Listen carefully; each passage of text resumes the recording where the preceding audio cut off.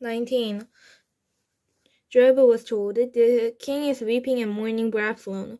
And for the whole army, the victory that day was turned into mourning, because on that day the troops heard it said, "The king is grieving for his son." The men stole into the city that day, as men steal in who are ashamed when they flee from battle. The king covered his face and cried aloud, "O my son Absalom, O Absalom, my son, my son." Then Joab went into the house to the king and said, "Today you have humiliated all your men who have just saved your life and the lives of your sons and daughters, and the lives of your wives and concubines. You love those who hate you, and hate those who love you. You have made it clear today that the commanders and their men mean nothing to you. I see that you would be pleased if Absalom were alive today and all of us were dead. Now go out and encourage your men. I swear by the Lord that if you do not go out, not a man will be left with you by nightfall. This will be worse for you than all the Canadians that have come upon you from your youth till now." So the king got up and took his seat in the gateway. When the men were told, "The king is sitting in the gateway," they all came before him. Meanwhile, the Israelites had fled to their homes. Throughout the tribes of Israel, the people were all arguing with each other, saying, "The king delivered us from the hands of our enemies. He is the one who rescued us from the hand of the Philistines.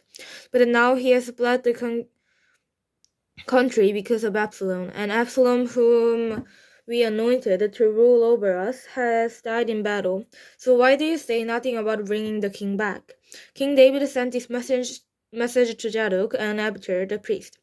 "Ask the elders of Judah, why should you be the last to bring the king back to his place, since what is being said throughout Israel had reached the king at his quarters? You are my brother, my own flesh and blood. So why should you be the last to bring back the king?"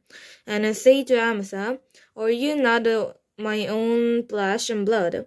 May God deal with me, be it ever so terribly, if from now you are not the commander of my army in place of Joab." He won over the hearts of all the men of Judah, as thought they were one of men.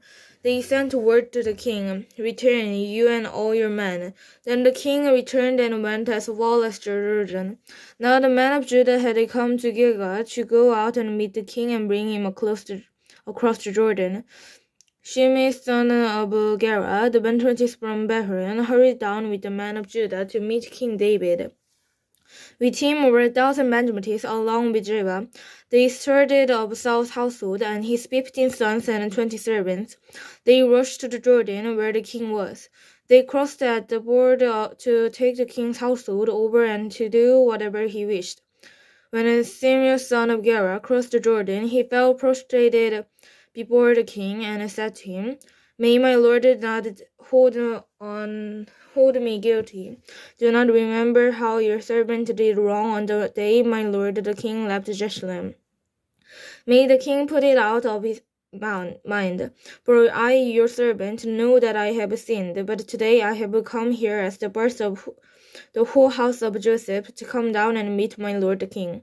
Then Abishai, son of Zerah, said, "Shouldn't Shmuel be put to death for this? He cursed the Lord's anointed."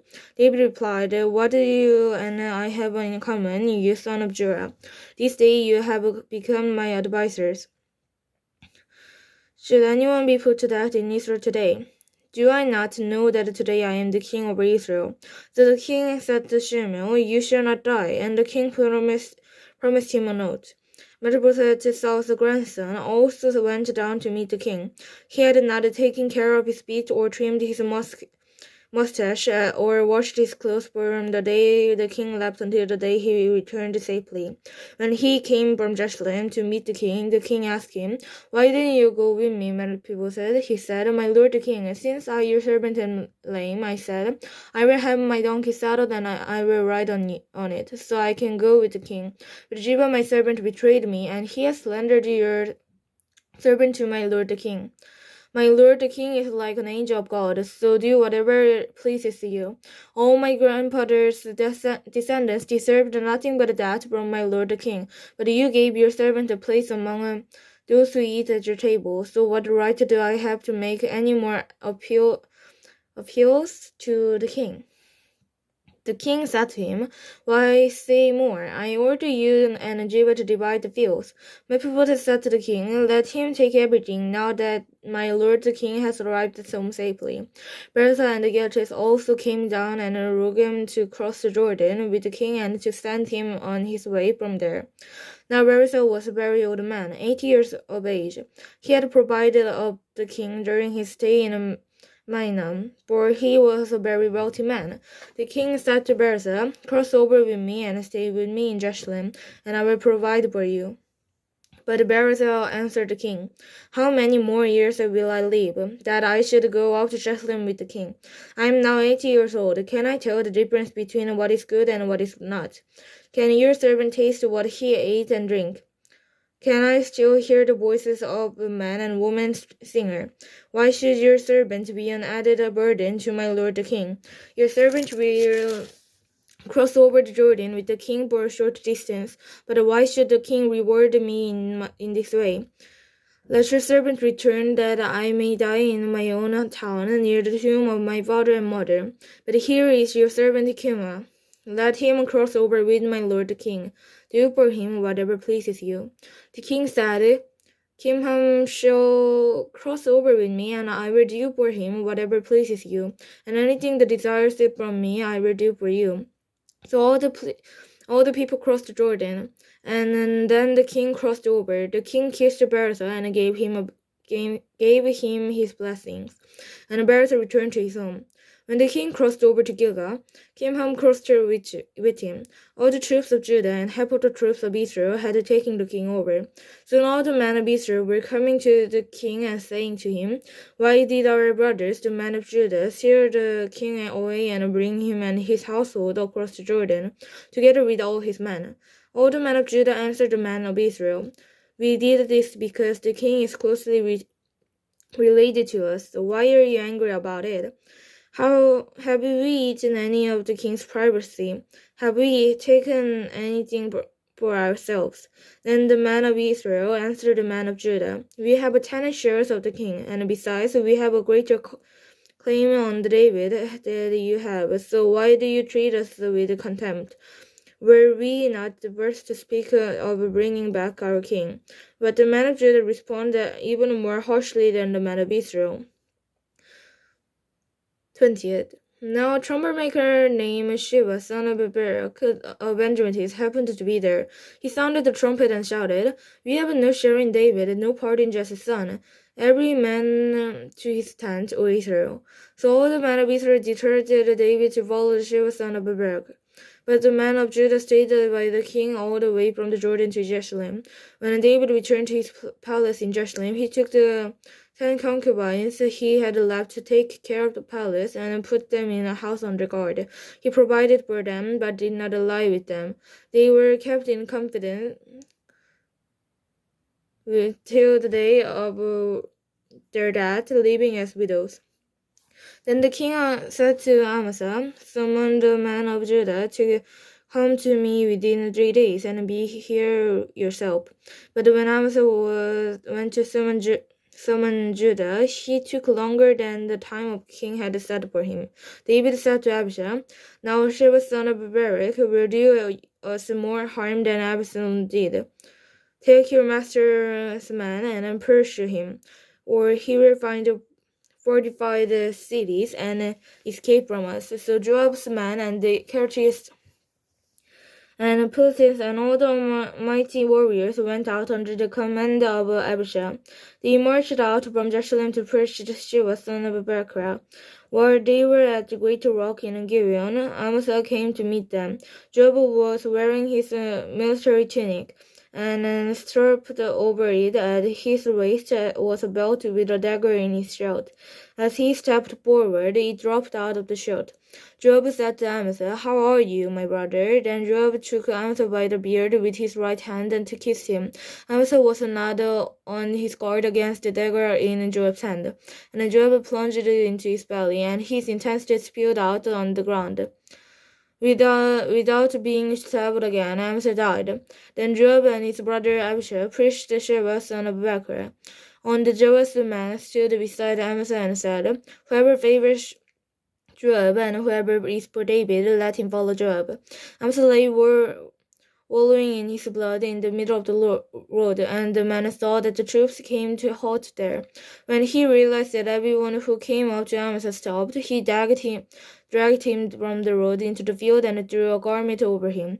After Amasa had been removed from the road, all the men went on to Joab to pursue Sheba, son of Becher.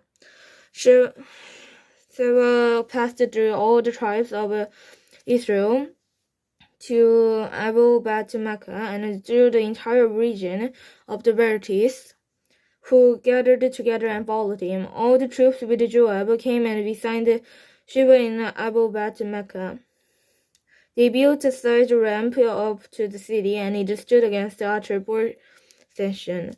While they were battering the wall to bring it down, a wise woman called from the city, Listen, tell Joab to come here so I can speak to him."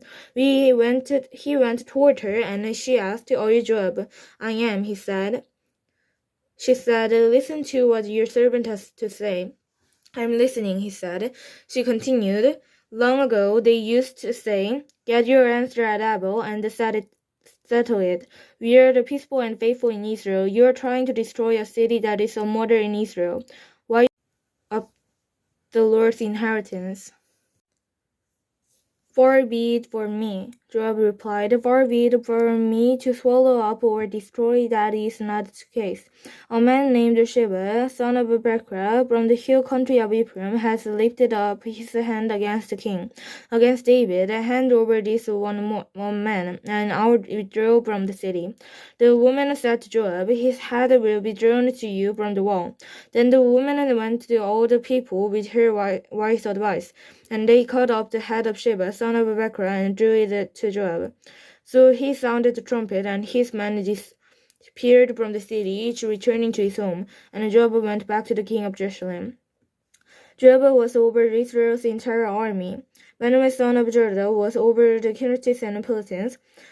Adorant was in charge of forced labor. Josphat, son of Eliud, was a recorder. Sheba was a secretary. Zadok and Abiathar were priests, and Era the director was David's priest. 21. During the reign of David, there was a famine for 3 successive years, so David sought the face of the Lord. The Lord said, "It is on account of Saul and his blood-stained house. It is because he put the Gibeonites to death." The king summoned the Gibeonites and spoke to them.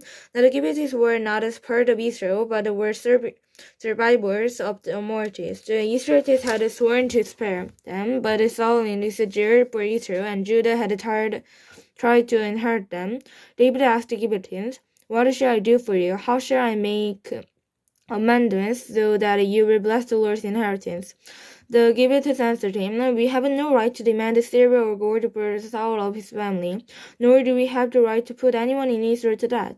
"What do you want me to do for you?" David asked. They answered the king, "As for the man who destroyed us and plotted against us, so that we have been declined and have no one placed anywhere in Israel, let 7 of his male descendants be given to us to be killed and exposed before the Lord at the given of Saul, and the Lord's chosen one."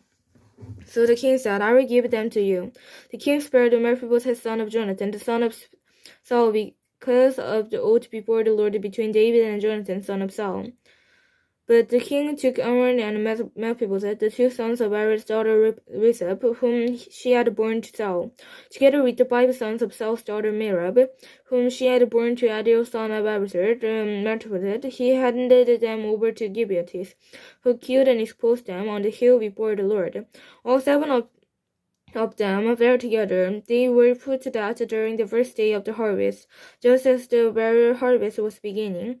Rizpah, daughter of Aiah, took sackcloth and spread it out for herself on the rock.